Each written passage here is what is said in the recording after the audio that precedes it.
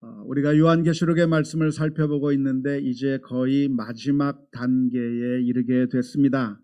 21장과 22장 그리고 그 앞에 부분을 우리가 살펴보고 있는데요. 다음 주에 마지막 요한계시록 강해를 하게 되면 대단원이 마감될 것 같습니다. 오늘은 먼저 21장을 살펴보려고 하는데요. 사도 요한이 환상 가운데서 하나님께서 보여준 놀라운 장면을 목격하는 이야기가 요한계시록 21장에 기록되어 있습니다. 예전에 있었던 하늘, 예전에 있었던 땅, 바다들이 다 사라져버리고 새 하늘과 새 땅이 하늘로부터 새 하늘과 새 땅이 보이는 그 모습을 보게 되었고, 하늘 보좌로부터 새 예루살렘이 내려오는 그 장면을 보게 되는 것이죠.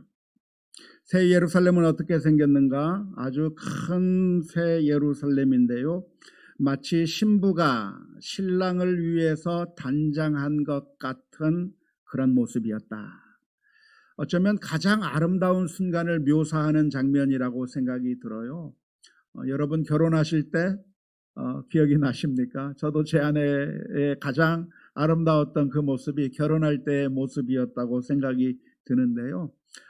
그렇게 정말 아름답고 화려하고 황홀한 그 모습으로 새 예루살렘이 내려오는 것입니다.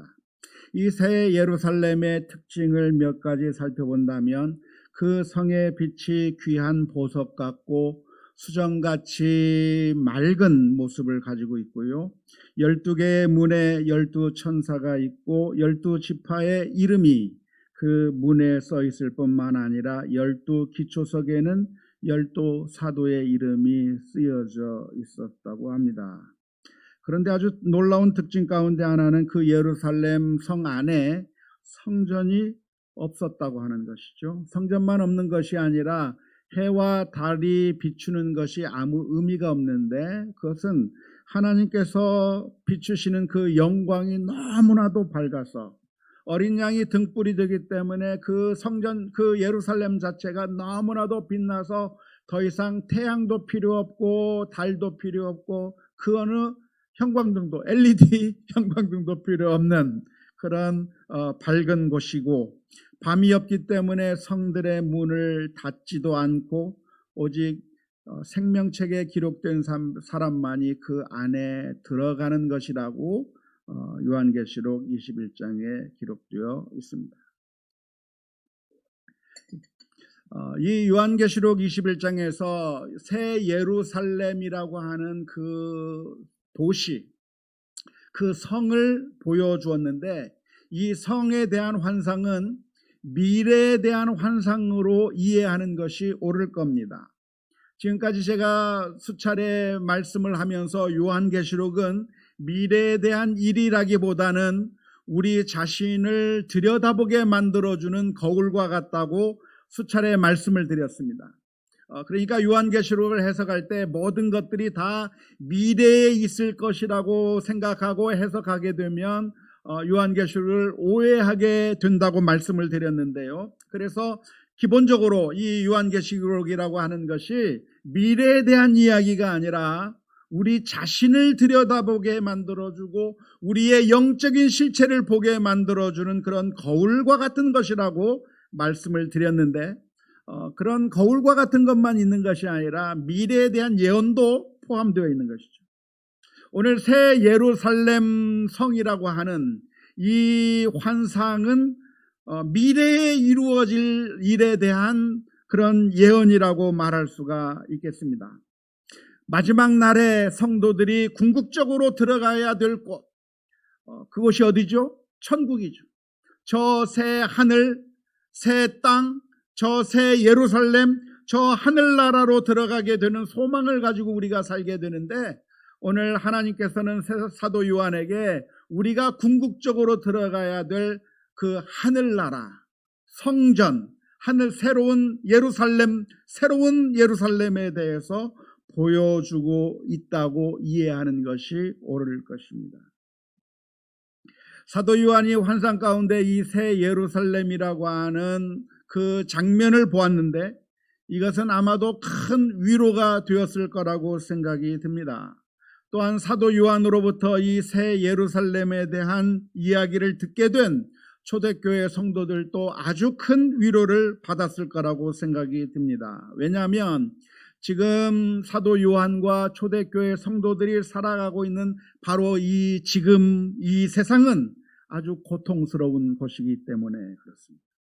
악의 세력을 잡고 있고 믿음을 가지고 있다고 하는 것 때문에 박해를 당하고 있고 믿음을 지키는 것이 너무나도 힘들게 신앙생활을 해가고 있는 그 성도들에게 하나님께서 보여주시는 것은 우리들의 삶이 이렇게 살다가 망해버리는 것이 아니라 저 하늘나라에 대한 소망이 우리를 기다리고 있다. 우리가 이렇게 살다가 망해버리는 것이 아니라 궁극적으로는 저 새 예루살렘에 들어가게 된다고 하는 메시지이기 때문에 고난을 당하는 성도들에게는 아주 큰 위로의 말씀이라고 할 수가 있겠습니다. 동시에 21세기를 살아가는 2020년대를 살아가고 있는 우리들에게도 아주 큰 위로의 말씀입니다. 코로나로 인해서 일상이 무너져 버리고 이게 언제 끝나나 하고 있는데 끝나는 것이 아니라 오히려 2차 대확산 그리고 또 예고하기로는 3차 대확산이 있을 것이라고도 말하고 2,000명씩 매일 확진자가 생길지도 모른다고 하는 그런 불안한 이야기들이 우리 주변에서 들려지는 가운데 이러다가 완전 쫄딱 망하는 것이 아닐까. 이러다가는 우리의 삶이 완전히 무너져 버리지 않을까 불안에 떨고 있는 우리들에게도 아주 놀라운 소식이라고 생각을 합니다. 하나님께서 이 사도 요한에게 새 예루살렘의 모습을 보여주신 이유가 무엇일까요?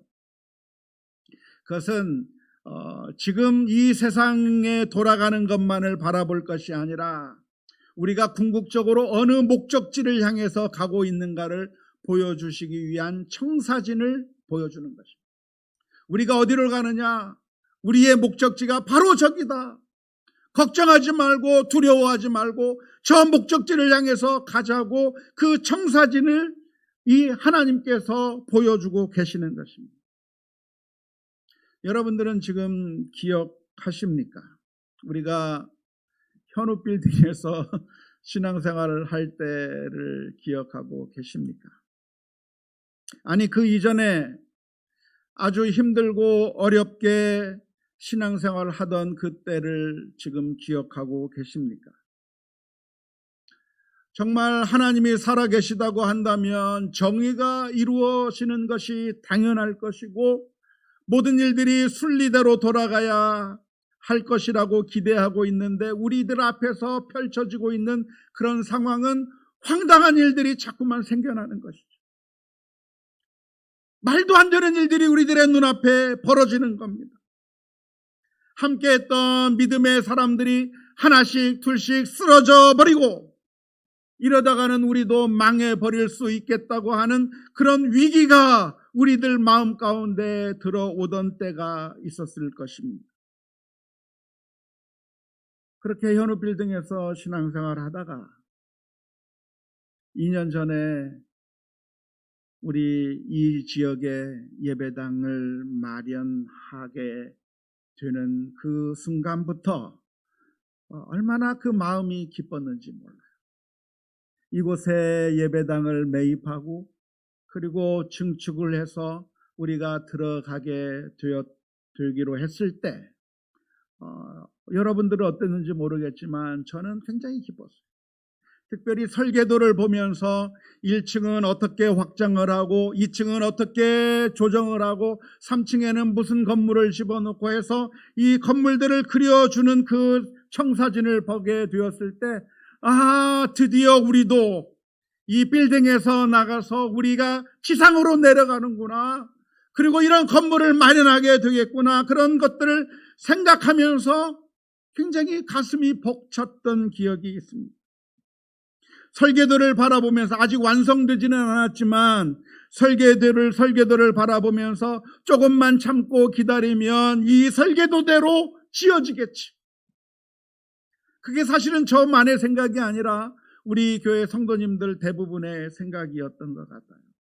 어떤 집사님은 매일매일 자전거를 타고 운동하시는데, 그 운동하던 그 평상시 다니던 그 길이 아니라 교회 앞으로 방향을 바꾸어서 교회가 지어져 가는 그 모습을 바라보고 한참 동안 바라보다가 가시는 거예요. 성도들 가운데 수많은 사람들이 교회가 짓는 그 모습을 보기 위해서 출근하다가 와서 한번 바라보고 가고, 퇴근하면서 와서 바라보고 가고, 우리가 꿈에도 그리던 그것들이 점점점 이루어지는 그 모습을 바라보면서 가슴 벅찼던 그런 때가 있었습니다. 놀랍게도 시간이 빨리 흘러서 입당한 지 벌써 1년 반이라고 하는 세월이 지났고, 그리고 다음 주면은 우리 교회가 처음으로 이렇게 모여서 함께 예배 드리기 시작한 2013년 9월 8일로부터 이제 7년의 세월이 흐르는 시점에 이르게 됐습니다. 하나님께서 지금 사도 요한에게 보여주시는 것, 그리고 사도 요한을 통해서 초대교회 성도들에게 들려주시기 원하는 것이 무엇이냐면 바로 그것과 같아요. 지금 고난 가운데 살아가고 있는 초대교회 성도들을 향해서 지금 이렇게 살다가 망하겠구나, 이렇게 살다가 완전히 짓밟혀 버리겠구나, 우리 믿음을 가지고 있다고 하는 사실 때문에 경제활동이 불가능해지고, 믿음을 가지고 있다고 하는 사실 때문에 감옥에 끌려가고, 우리 가운데 있던 사람들이 그러다가 사형을 당해서 죽게 되고, 또 우리와 함께 신앙생활하던 사람들이 믿음을 잃어버리고 하나씩 변절해가는 그런 당황스러운 상황 가운데서 하나님께서 해주시는 것이 무엇이냐면, 저 하늘의 조감도를 보여주면서, 저 하늘의 이 청사진을 보여주면서 너희들이 들어갈 곳이 바로 이렇게 생겼다, 저 새 하늘과 새 땅, 새 예루살렘이 이렇게 생겼다 보여주시면서 소망을 갖게 만들어주시기 위해 이 환상을 보여주고 계시는 것입니다.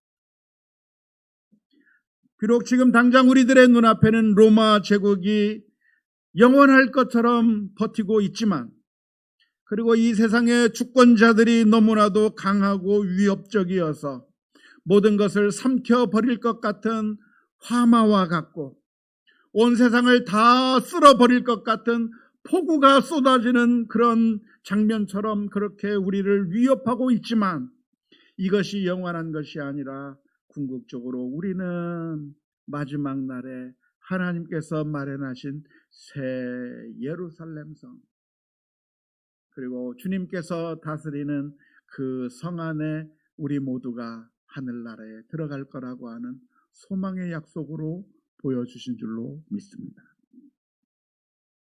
하나님께서 이 새 예루살렘을 보여주시면서 이 새로운 세상은 하나님께서 직접 다스리신다고 하는 사실을 강조해서 보여줍니다.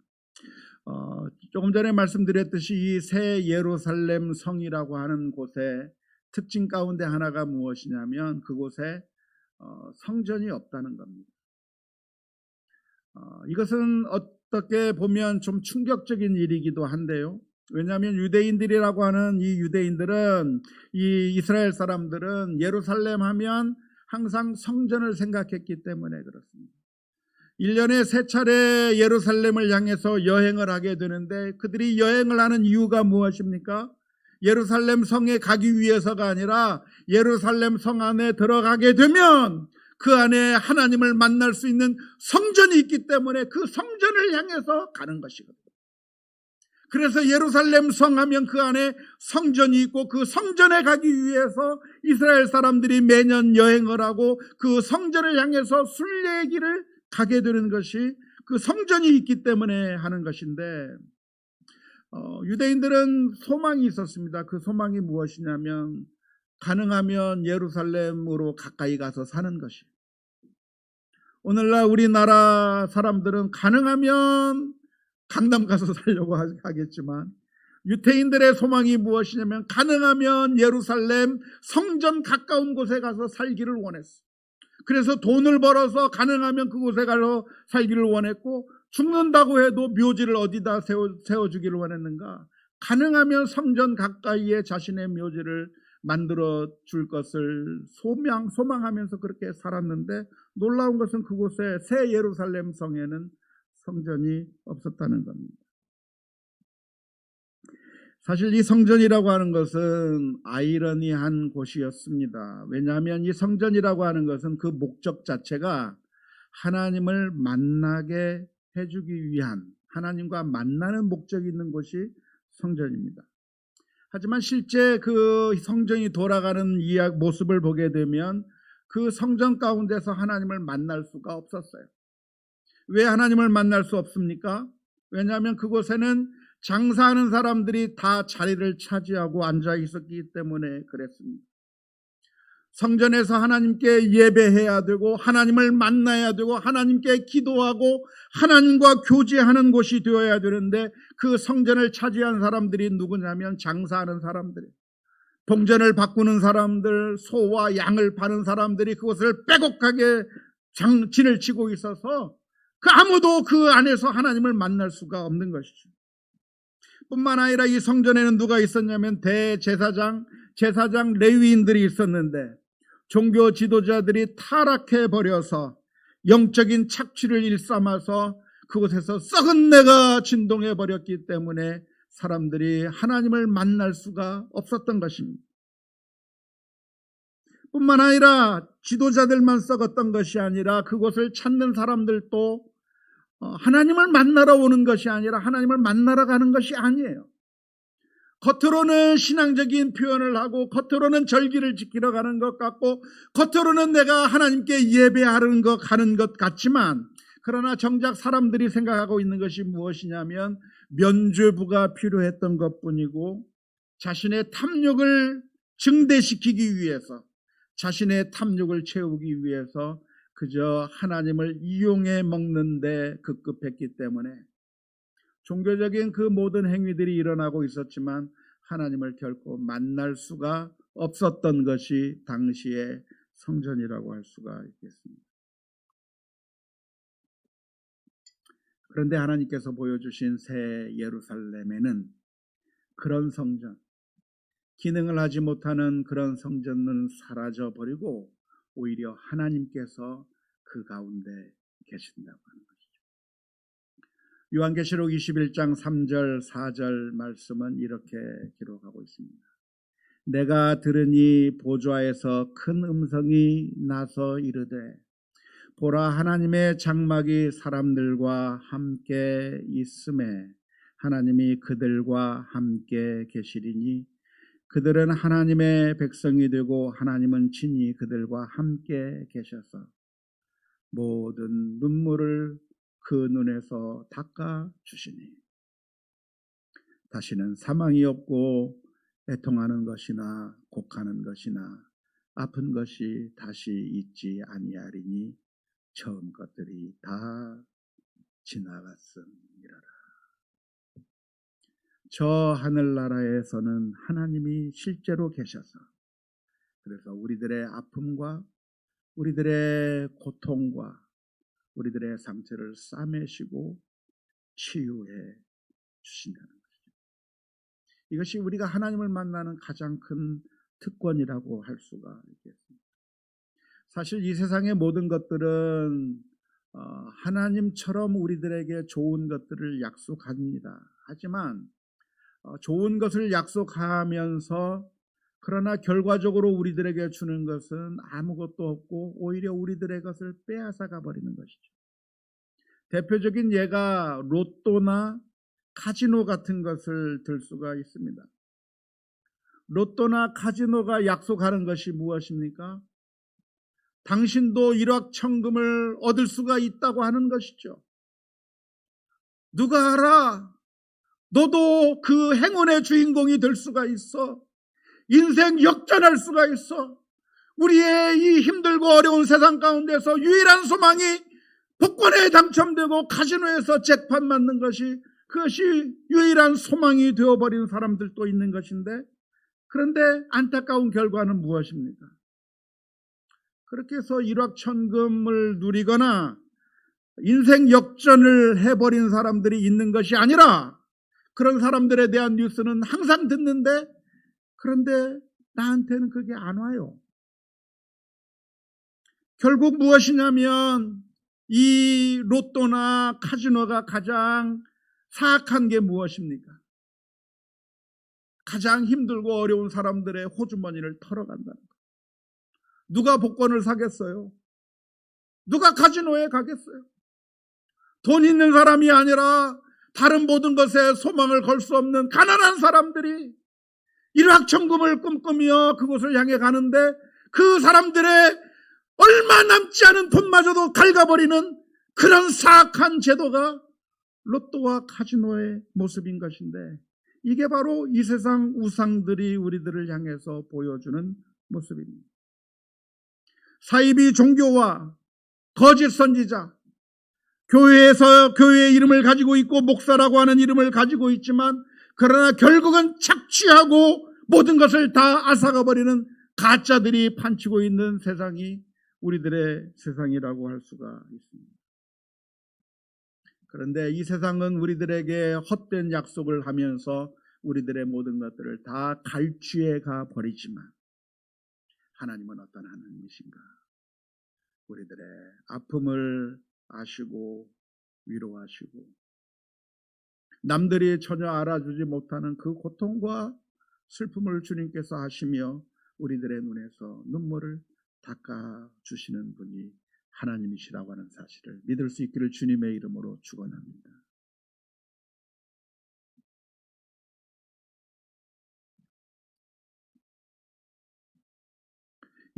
보면 22장을 보면 또 다른 장면이 하나 등장합니다. 하나님의 보좌로부터 생명수 강이 흘러나옵니다. 하나님의 보좌, 어린 양 보좌로부터 생명수 강이 흐르는데요, 물이라고 하는 것은 우리를 살리고 우리에게 갈급함을 해결해 주는 그런 것이 바로 물이라고 할 수 있는데, 수정같이 맑은 생명수 강이 흐르고 그 좌우에는 생명나무들이 있어서 그 생명나무에는 12가지 열매가 맺히고 그 잎사귀는 만국을 치료하는 치료제가 된다고 하는 그 환상을 보여주시는 것이죠. 치워도 되겠습니다. 이러한 환상을 보여주시는 것을 볼 때 우리는 이 장면을 보면서 어떤 장면이 기억이 나십니까? 창세기의 장면이 기억이 나는 것이죠. 에덴 동산이 기억이 나는 것이죠. 에덴 동산 하면 무엇이 생각이 납니까? 아담과 하와가 하나님을 배반하고 하나님을 거역해서 쫓겨났던 그 안타까운 장면이 생각이 납니다. 하나님을 예배하고 하나님을 순종하며 살았다고 한다면 영원한 행복의 길로 갈 수가 있었는데, 사람이 선택한 것은 하나님을 거부한 것이죠. 그리고 이 세상의 것을 우상으로 섬긴 것이고, 하나님의 말씀이 아니라 사탄의 말에 귀를 기울인 것이고, 하나님을 거역하는 삶을 선택한 그 결과가 얼마나 무서운 것인가를 창세기에서는 기록하고 있습니다. 그 이후로 인생은 어떤 인생이 되었습니까? 죽음으로 달려가는 인생이 된 것이죠. 그래서 죽음에 이르는 병을 앓고 산다고 하는 것인데, 그런 죽음에 이르는 병에 대한 치료제가 우리들에게 없었던 것입니다. 그런데 요한계시록 22장에서 보여주는 환상이 무엇이냐면, 하나님께서는 다시 그 에덴 동산의 축복을 허락해 주시는 것이죠. 3절 말씀에, 요한계시록 22장 3절 말씀에 다시 저주가 없으며 라고 기록하고 있습니다. 아담과 하와의 범죄로 말미암아 온 땅이 저주를 받고, 사람들도 저주를 받아서 정말 노동을 해도 땀을 흘려도 다 썩을 것밖에 되지 않고, 아기를 잉태하는 것도 그것도 잉태의 고통을 당하는 그런 것들로 다 변해버리는 모든 인생의 삶 자체가 저주로 가득 찬 인생이 될 수밖에 없었는데, 하나님께서 그런 우리들을 다시 회복시켜 주시고 질병을 치유해 주시고 이제는 거룩한 하나님의 자녀로 살아갈 수 있도록 회복시켜 주시는 그 환상의 모습을 보여주고 있는 줄로 믿습니다. 지금까지 우리가 살펴본 것처럼 요한계시록의 말씀은 우리들에게 두려움과 공포를 주시는 말씀이 아니라 사실은 희망과 기대를 바라보게 만드는 말씀입니다. 종종 요한계시록을 설명하면서 이 요한계시록의 말씀을 통해서 우리가 살다 보면 아주 힘들고 어려운 고난을 당하게 될 것이다. 무서운 시대가 도래하게 될 것이고 정말 어마어마한 재앙들이 닥치게 될 것이라고 하면서 공포심을 조장하는 그런 분들이 많이 있습니다. 목회자들 가운데는 그렇게 잘못 배워서 그렇게 말하는 분들이 꽤 많이 있습니다. 제가 아는 어떤 선교사님도 저랑 대화를 하는 가운데 그분이 이 요한계시록을 철저하게 오해하고 있는 것을 발견했는데요. 그분은 저한테 이렇게 말씀하시더라고요. 나는 주님이 빨리 재림했으면 좋겠어요. 빨리 주님이 오실 날을 기다리고 있어요. 거기까지 말할 때는 너무나도 좋았습니다. 그런데 그분이 한마디 더 붙이는 거예요. 그런데 주님께서 재림하시기 전에 우리가 천국에 가기 전에 있게 될 7년 대환란의 기간이 있다고 하는데 그것이 무서워서 그날이 오기가 너무나도 걱정스럽고 너무나도 두렵다고 하는 이야기를 제가 들었습니다. 그래서 제가 그분에게 말씀드렸어요. 선교사님, 7년 대환란이 있다고 하는 것은 잘못된 해석입니다. 그 7년 대환란은 미래에 있을 어떤 고통스러운 날이 아니라 사실 우리가 살아가고 있는 이 시대를 말하는 것뿐이고, 설사 7년 대환란이 마지막 날에 그런 날이 있다고 할지라도 요한계시록에서 들려주시는 그 말씀이 무엇이냐면, 그 약속이 무엇이냐면, 아무리 고난과 고통이 다가온다고 할지라도 하나님께서 우리를 안으시고 우리를 품으시고 우리를 보호해 주신다고 하는 그 약속의 말씀이 있다고 하는 사실을 이야기했습니다. 오늘 이 말씀도 역시 마찬가지입니다. 마지막 날에 우리가 바라보아야 될 것이 있다고 한다면, 지금 우리가 살아가는 가운데 우리의 삶이 늘 편안하고 좋은 것만 있는 것은 아닙니다. 고통의 길을 걸어갈 수도 있고 예기치 못한 커다란 장애물이 우리들 앞에 놓여져 있을 수도 있겠지만, 그러나 우리가 바라봐야 될 것이 있다고 한다면 하나님께서 들려주시는 그 놀라운 청사진입니다. 하나님께서 새 예루살렘을 보여주시면서, 그리고 생명수 강가를 보여주시면서 내가 너희를 회복시켜 주시고 또한 너희들의 눈에서 눈물을 닦아주시겠다고 약속해 주신 그 하나님의 말씀을 들으면서 우리가 지금 이 힘들고 어려운 상황 가운데서도 예수 그리스도 안에서 소망을 가지고 담대하게 승리하는 저와 여러분들이 다 될 수 있기를 주님의 이름으로 축원합니다.